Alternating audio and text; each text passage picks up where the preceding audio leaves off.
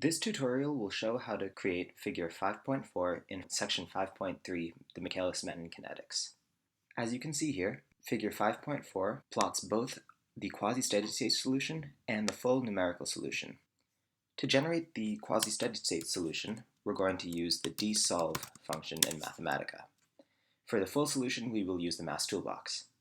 So dsolve takes an equation, or a list of equations, dependent variables and independent variables, and these are the variables that we're going to be solving for the y variables. So if we scroll up, we see here is the Michaelis-Menten equation.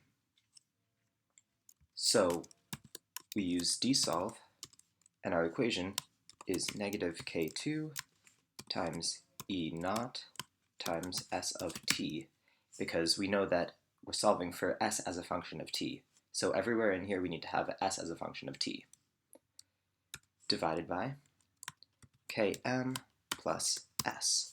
Now if you notice when I typed in km, there's already a definition in the toolbox, which is the Michaelis-Menten constant. So to keep it as a variable, we're going to use a capital M.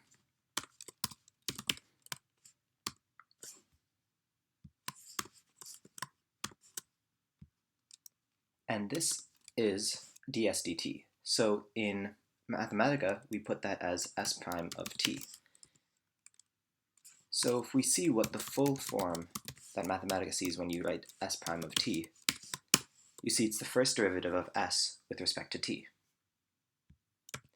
Now we put in our y variable, the variable we're solving for, which is s of t. And then finally, t is the independent variable. When we run this, we get an equation. Now this uses the product log function, which is an inverse function. So in order to get rid of this message, we're just going to quiet it, because this is just a warning message. It's not anything fatal for the program. And another thing is, I don't really like this double list. We only have one thing that we need in the list. This double list is if you have multiple variables you're solving for, or multiple solutions. So to get that, we'll do the first. Now another thing you can notice is there's a constant up here. Now we want this fully solved. So since it's a first order differential equation, we need one boundary condition. So that is s at 0 is 1. So let's put that in a list because we have two equations.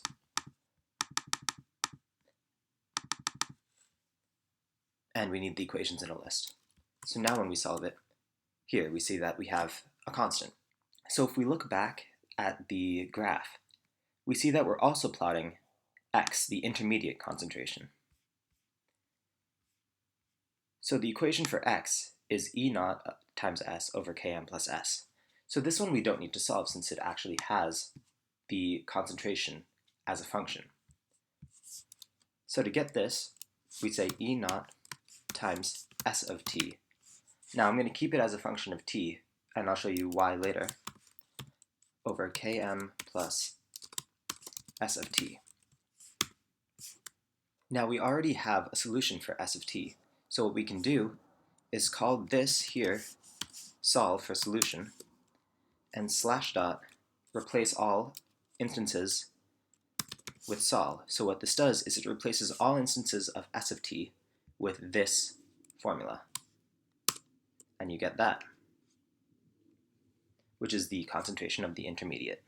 Now to get this in the same format where we have a rule, we want to rewrite this. So we're going to say x of t goes to this. And now we want to put these both in the same list for plotting. So to do that, we're going to use the function append. So append gives an expression, or a list, with some element appended. So the list is already here.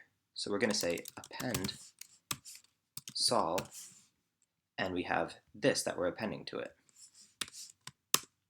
And voila, we have our solution. Now the last thing we want to do is get numerical values for each of these constants.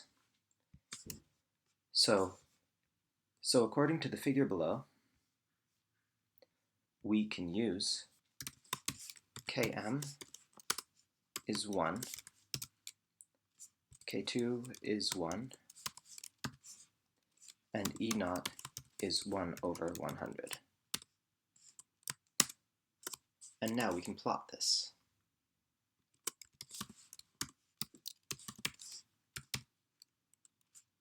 Oh, QSSA sim, and that will put this function into the plot function. We're going to plot it from t goes from, let's start with 0 to 5.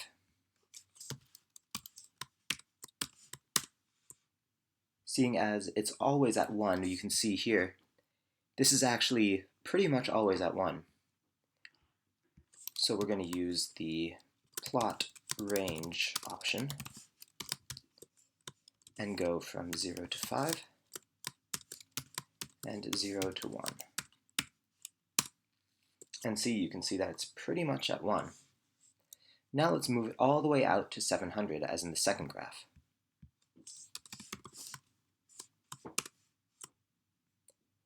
And let's increase the plot range to 700. And now you can see the dynamics, how it drops. So now let's use the mass toolbox to generate the numerical solution rather than the assumption, using the assumption to get the approximated solution. So we start by defining the reactions.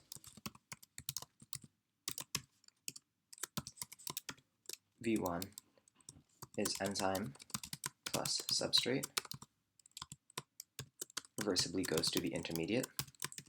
V2 is the intermediate, irreversibly goes to the enzyme plus the product.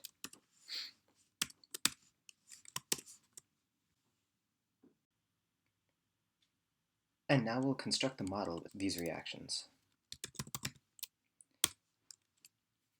So we'll use the construct model.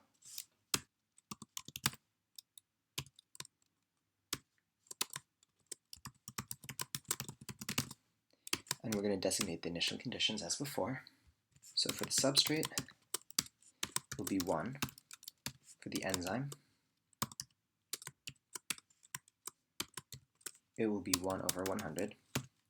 And both the intermediate and the product will start at 0 concentrations.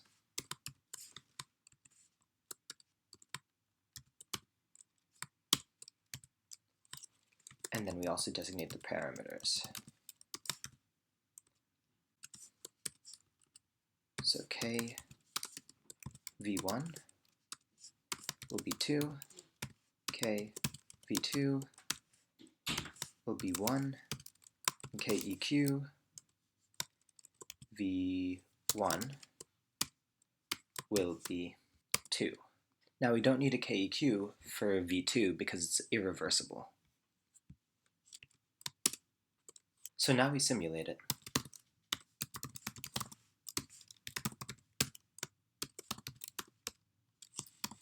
And we're going to go to 700. As you can see over here in the plots, the maximum time is 700.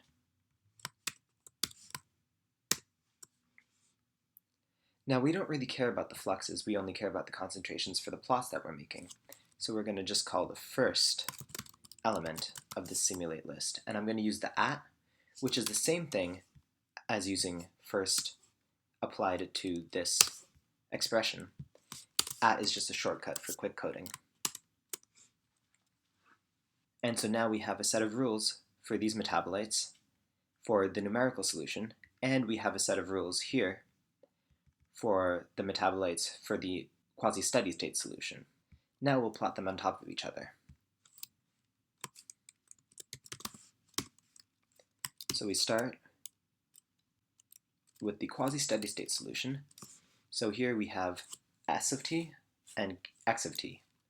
So we want to do a parametric plot between s of t and x of t. So we're actually going to use the function parametric plot.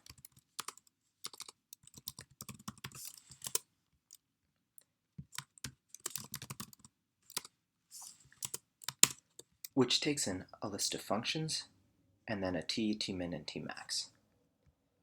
So first we're going to start with the quasi-steady state solution. So on the x-axis we have s of t, and on the y-axis we have x of t. And we're going to replace this with the solution we got from QSA-SIM.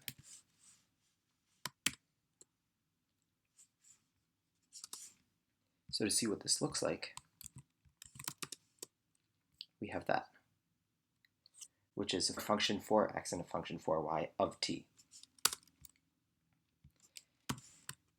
And then we have the Mass Toolbox numerical solution, which is m of s, as we have up here, and m of x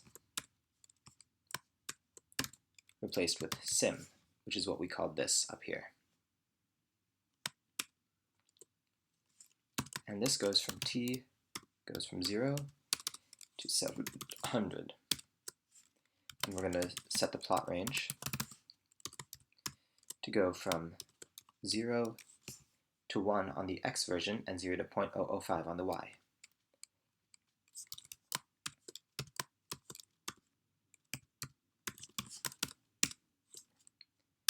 So when we plot this, it looks kind of weird. So that's because we have such a big difference between our x and our y axes. So we're going to use the aspect ratio function and make it 1. And now you can see the QSA-SIM, this blue line, it goes all the way up to the top, and the numerical solution starts with the substrate at 0 and the intermediate at the substrate at 1 and the intermediate at 0, which makes more sense than starting with some intermediate. So to make this a little more clear, I'm going to use the plot style function. And so I'm going to say the first thing, this quasi-steady state simulation, is going to be automatic. So it's just the default plot style, this default line style. And the second one, I want it to be dashed. So now it's a lot easier to see that they do overlap. And now let's add in a plot legend. So we have the QSA, and the numerical solution.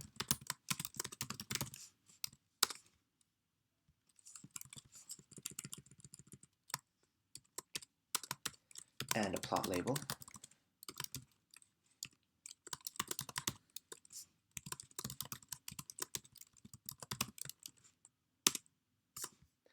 And let's put in the axes labels. Or in this case, we're going to use the option frame label. In all Mass Toolbox cases, you want to use frame label, especially if you're using the toolbox tick style, because that puts everything in a frame rather than axes. So as you can see here in this image, the entire plot is framed. So we're going to use something called frame label. And so on the x-axis, we want it to be s, and on the y-axis, we want it to be x. Now, I don't really like the way that these look right now. This is just aesthetic. I'm going to highlight it and use Command-I on a Mac or Control-I on a Windows to make it italicized. It looks a little prettier. So now we have the first plot. Now we want to make these plots here. Now we can condense B and D into one plot and C and E into one plot using the manipulate function. But first, let's just plot D and plot E. And then we can deal with stretching or thinning out the x-axis. So this requires the plot function.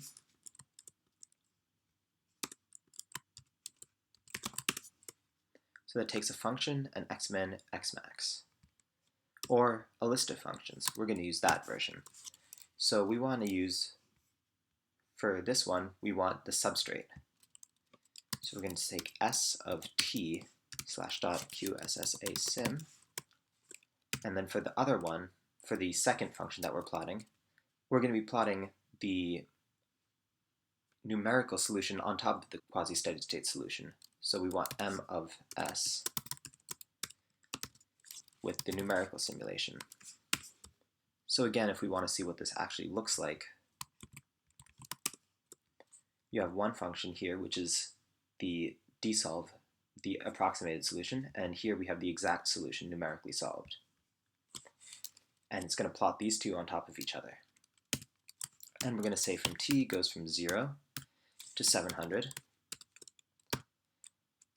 And we're going to have a plot range from 0 to 700 on the x-axis, and 0 to 1 on the y-axis.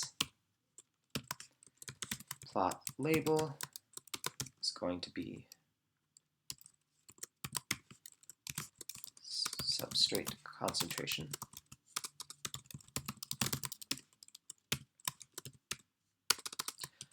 We want to do the same thing with the plot style as we did before. So we want the first one to be automatic, whatever Mathematica automatically does. The second one, we just want to make whatever Mathematica automatically does and then make it a dashed line. And then frame label.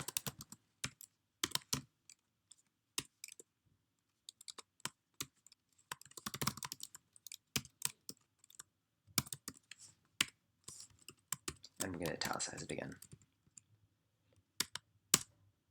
And now when we plot that, you can see that the orange line is on top of this blue line. Oh, we also need the legend so that we know what the orange line and the blue line are.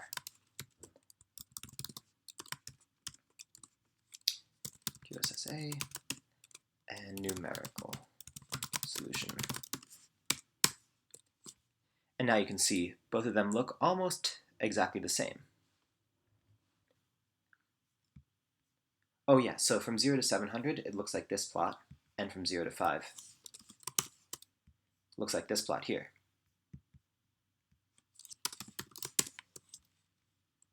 So now we do this exact same thing, and so I'm just going to copy paste and do it for the intermediate.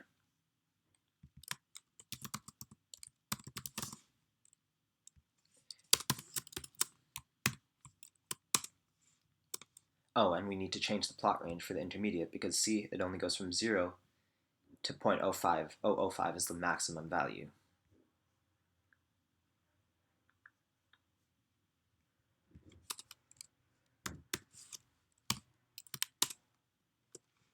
And now if we look at this one, when we only go from t goes from 0 to 5, here we can see there's a big difference in the plots.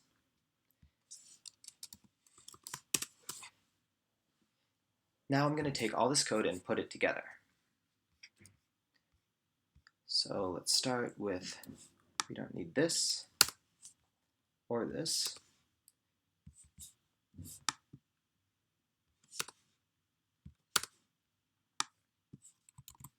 Now we're going to also put semicolons at the end to suppress the output. We don't want that happening while we're running the code.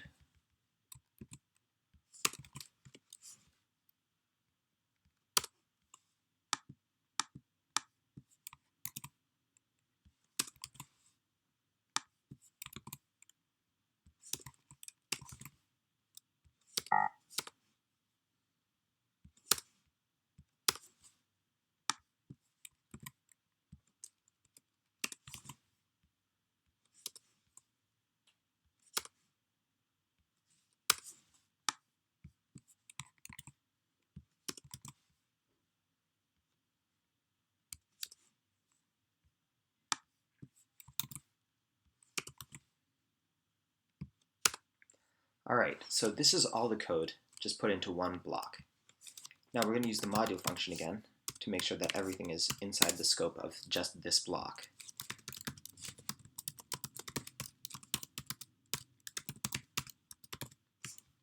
And then for each of these plots, we want them all to be in a row or a column.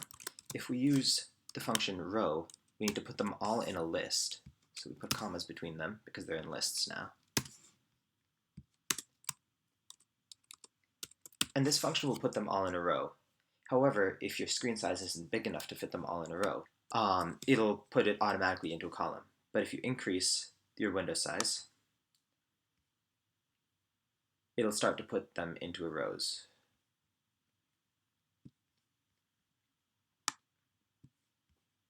So now I'm going to turn this into a manipulate function. That way we can change the timescale. Let's first put in the manipulate. So we want it to go from tfinal going from 5 to 700. Alright, so now if I mouse over this, it says a variable is used where it's probably not going to be evaluated before going out of scope. So this is because we have QSSA sim defined in the module up here, but then we have this manipulate function. And Mathematica doesn't really like when you have a manipulate function inside of a module for some reason.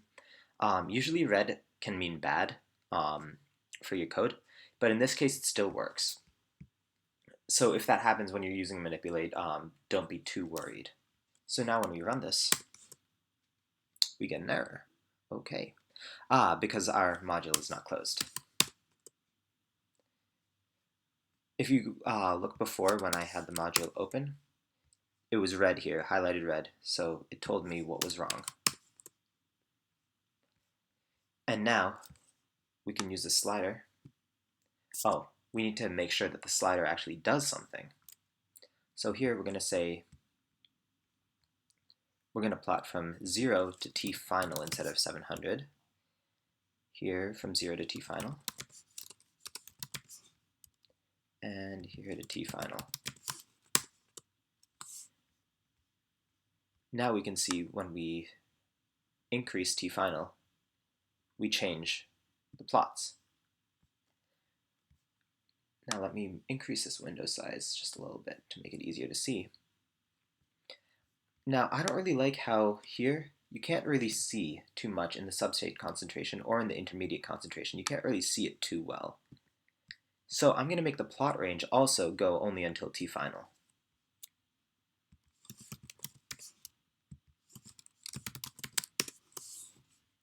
And now you can really see at 5 the intermediate concentration is very different from the QSSA and the numerical solution, but as you increase it, let's increase this window size down here too. As you increase it, it becomes more and more similar.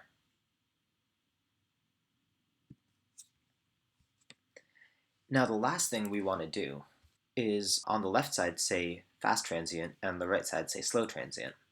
So this is going to be a little bit of just messing around. So we're going to use the control function.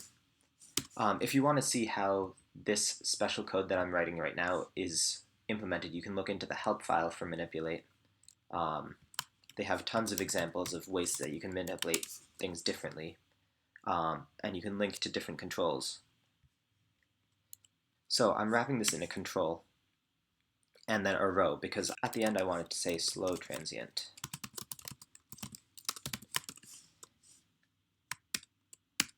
And at the beginning, I want it to say start at 5 and say fast transient.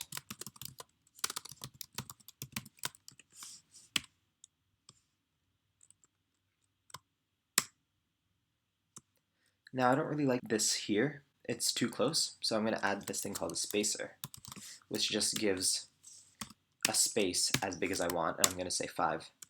That looks a lot better. So if you notice, the thing that's inside this control here is very similar to what we had in the chapter 4, where we had the variable, the default value, and then the title of the manipulate object. Then we had from going from 5 to 700 the bounds. So I wrapped this in a control object saying this controls the manipulate function. And since I wanted slow transient on the other side, I had to do a little bit of weird code here and put it in a row with the spacer and then the word slow transient. And that is how you get the Michaelis-Menten plots for chapter 5.3.